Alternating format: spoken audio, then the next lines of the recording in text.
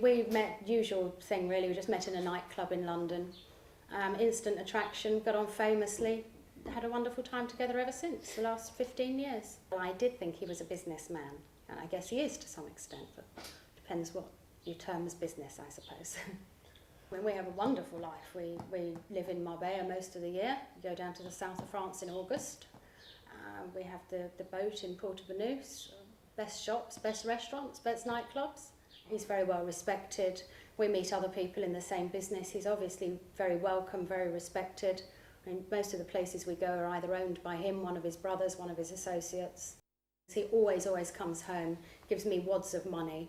Never have credit cards, I always have cash. Very welcome in all the shops, of course, and spend all the lovely money. There are some low points about being married to a specialist. And my husband's away working a lot. Quite often things happen to his friends, perhaps they might have to go to jail, or if they go on the run perhaps, so it's all very disruptive to their families.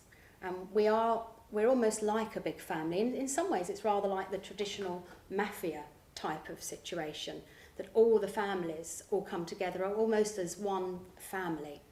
But everyone does support each other. You know, if a wife is left on her own, then she gets supported by the rest of the family. There are some rules, they're never spoken rules. Respect for your husband is the first thing, respect for what he does, respect to each other. None of the wives ever drink too much or make a fool of themselves and things like that. It's all very civilised, really. I was always, as a child, I grew up in Surrey. I went to private school, I had all the things that you could want then. So I suppose in a way it followed that I would be not with a 9-to-5 banking type of man. I was always going to be in a glamorous life, I suppose, because that's what I was always brought up with.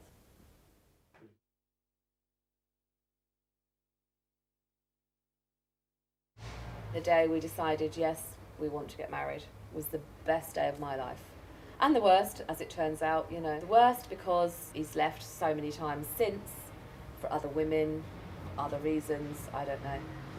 It's very difficult living with somebody that you don't know where they are, you don't know what they're doing, you worry when the police come to the door, what has he done now? Always living life on the edge. Well, I just went shopping because my son had wrote my car off, I had to take his. And I opened the boot to put the shopping in, and there's a pair of shotguns looking at me. Why are they in the boot of the car? How long have they been in the boot of the car? You're not told anything. You don't know anything, you don't see anything, because they make it that way. He does everything in the pubs, just at work, wherever. You don't know anything. I don't know my husband. That is hard to admit. He'll go out, just go out, and then come back 2 or 3 weeks, 2 or 3 months. That's what he does. And he thinks nothing, that's fine. You know, and the children are like, where's Dad? I don't know, but he'll be in a bar somewhere, or he'll be somewhere. We can't go anywhere in the world without somebody knowing who he is. And I mean in the world. My family all say I'm a mushroom. I'm kept in the dark and fed on manure, basically. And it's true. When the police do come to the house, he normally says, oh, it's a fine. I don't know what it is. I don't get involved. I tried to keep mine and the children's world separate from his world. And I had to do that I've got 4 children who are stable. They don't get into mischief. They've got kids of their own now, families of their own. All loving, respectable men. And a daughter, you know. The only thing is now they've all disassociated him. And I always said to him, the minute you end up in jail, I will never visit you, we're done. The kids won't be coming to prison to see you. I won't be coming to prison to see you. So if that happens, you're on your own, it's done. Costa del Sol is a very small coastline, a very small coast, and everybody that runs in that circle is in that circle and know each other. They all know what each other's doing, they all know, you know, the story of whatever's going on, they know it. They know who's done it, they know what's what, they know where the drugs come from, they know who's got guns, where to get what, they know it. They just know each other.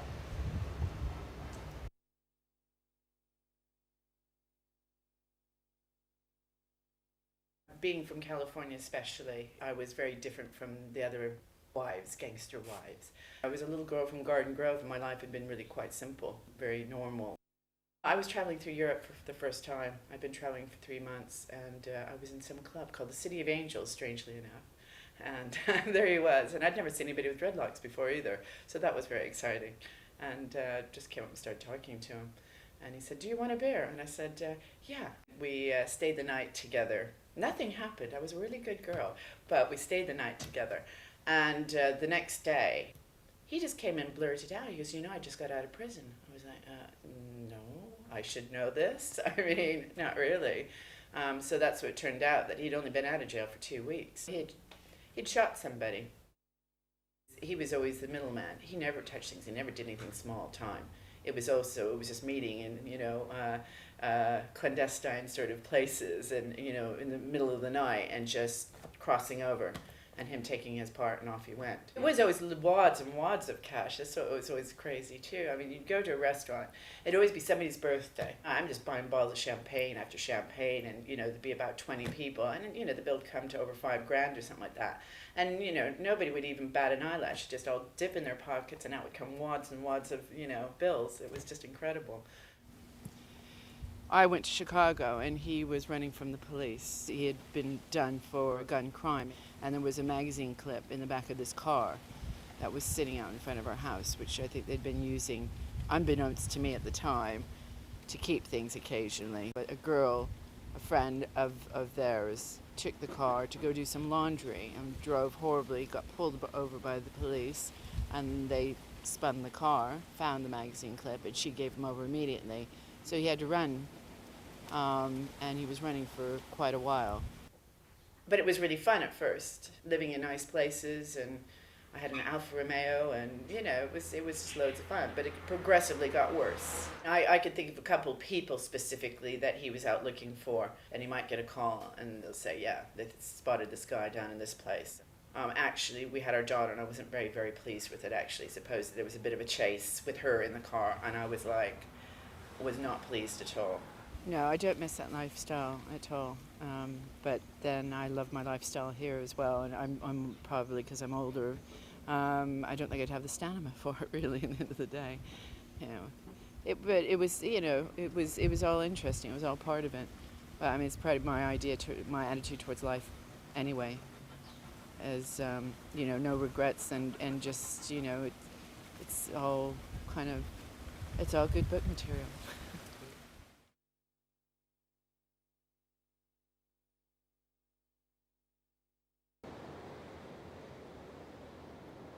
When you're married to a gangster, it's not an easy life because he disappears. I don't know where he is.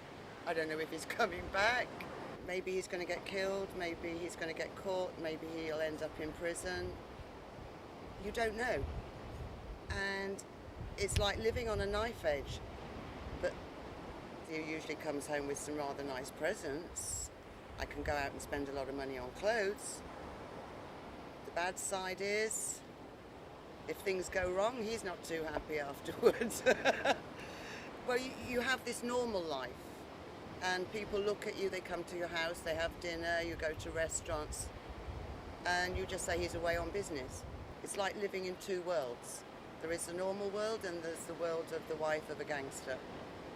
I cannot be seen with him at times. I can't look at his telephone to see what numbers are there. He changes his number, changes his look. It's like living with a chameleon. He has to basically watch his back every minute of the day. There's always somebody ready to try and take over business. After revolution in my country, I'm going from my house. Everybody don't know, but I go. I am in Germany. Alone, 14 years. He was 14 years old when Yes, 14 years old. So you understand how it began my life. In Alex's country, you've got two choices. Stay and work and survive with no money, no prospects, no chance of going anywhere, doing anything. Just live or exist. Or you leave your country and you do whatever's necessary to bring in some money and hopefully give yourself and your family a better life. Now, if that means going down some wrong roads, I personally can't blame them. What I'd like to say to people is, please don't put a gangster down as somebody who hasn't got a conscience, who hasn't got a heart. They do what they have to do. They're nice people underneath all this. They're just like you and me, and they do what they do to survive.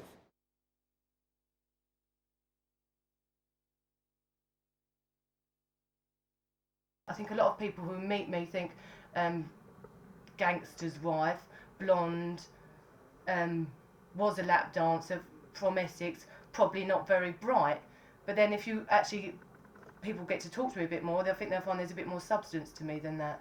When I met him, I looked for the real person, not the gangster. I'd seen people like that, and it wasn't necessarily something I wanted to get too involved with, but it ended up that I did get involved with that, but because I liked him as a person. My philosophy is that everybody's got a past. I've got a past, you've got a past, Carlton's got a past, everybody's got a past, but I think the past makes you the person you are today. I would say I was never the sort of girl that was going to go out with sort of everyday Joe, boring.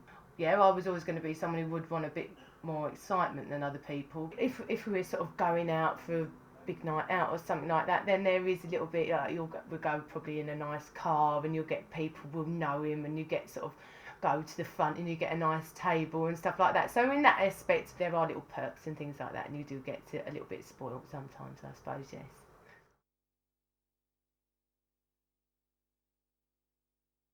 It's the image, obviously, that everyone, there's a certain gangster image which everyone knows about.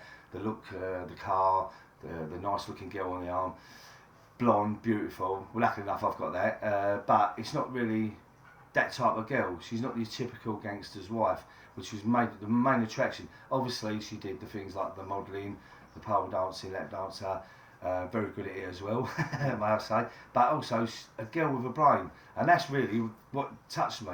I like riding, I like exercising, I like to also keep my brain quite occupied. I'm not saying I'm brain surgeon material, but I've certainly got a bit more than, I'm not just interested in hair, makeup, clothing and going out for lunch. I like to have a bit more reading, these sort of things. She's a very inquisitive woman, she's got a brain, she's not silly. But every now and again she will ask questions, but anything to do with my world, really, she doesn't really ask. And if I say I'm going to do something and I'm going to go out there and I want to leave it at that, that's it, it ends at the street door. Also, it protects her by not knowing. And a lot of women in our game or our world, they want to know, and that becomes dangerous. And I think the biggest danger is a woman's knowledge, especially pillow talk, you know what I mean? And every man wants to impress a woman, oh, I've done this, I was this, I've got this, showing them this. It doesn't work like that, that becomes a danger, that's a weakness.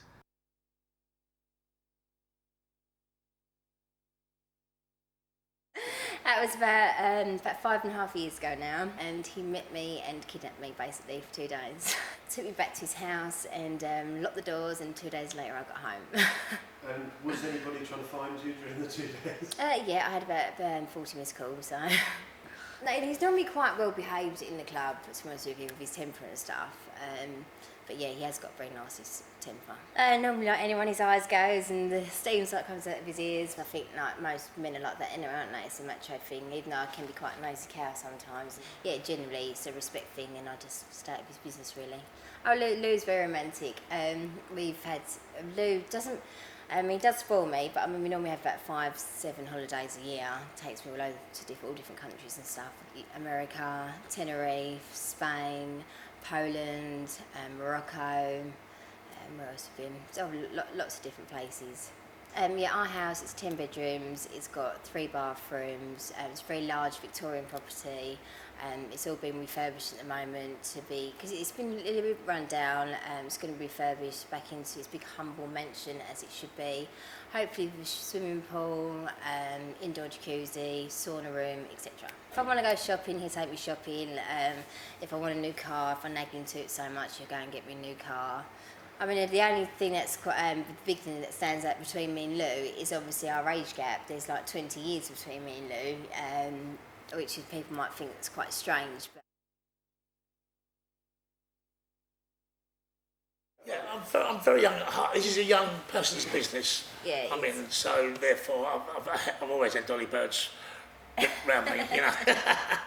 During my time here, and also as a club promoter, I've met a lot of interesting, a lot of colourful people, all sorts of people basically, and all sorts of people from lawyers, from the police to MI5, right through to the underworld. So they've all been here at one stage or another. Lou knows a lot of people, obviously, and everyone's fantastic. They treat me with a lot of respect because Lou is very well respected and a very loved guy. When I first met Louis, it was all very daunting but very exciting at the same time. That's probably one of the things that I really probably attracted me to Lou, because he had this great, this club and had this really glamorous lifestyle and knew all these people, and it's just all very, very exciting, really.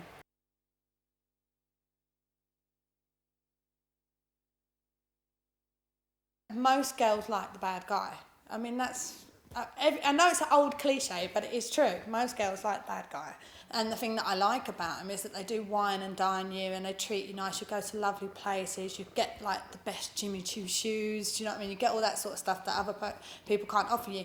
And the cash they have, like the money, it's just all cash. Never cards. You know what I mean? It's always just cash falling out their pockets all the time. And people always say to me, well, where does he get his money from? Or what does he do? And I'm like, or where's he gone? And I say, I don't know. And, well, haven't you asked? No. But yeah, you do pick up things. You can't help it. And I have been in certain situations where I've been in a car and he's just jumped out and run into the street and punched somebody. And you're like, what's that all about? And he's left the bag in the car, and I'm thinking, what's in that? And I want to look, but because I've wanted to look the whole time, but then I won't look because I think, well, if I look, then I know, and it's nothing to do with me. We're there to look pretty. We're not there to sort of talk about their business and stuff and don't get involved in it. Not ask questions. That's the biggest one. Not ask questions about it.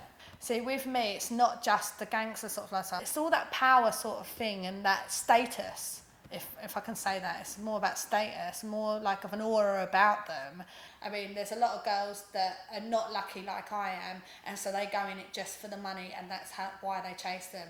But I'm lucky enough that if they start giving me attitude, I don't have to take that attitude, because I can say, you know what, stick your shoe, stick that up your ass, I can survive on my own. Right, fair enough, I can't have everything that you're going to give me, but I can survive on my own. Yeah, it is all a surprise. I think that's the buzz out of it, and that's why you do go out with them sort of people, is because it is like all a surprise. You never know what's going to happen the next minute. You don't know where they're going to take you, because they can. A lot of my friends go out with just normal fellas as well, and I look at them and I think, why are you going out with him? Like, it's so boring. You just stay in and you do nothing, and you can afford to go on one holiday to Spain a year, and I just couldn't be like that. And that sounds horrible, and sometimes I think to myself, I wish I could, and I wish I hadn't seen and done all this sort of stuff, and I could be content, but I have, so I can't.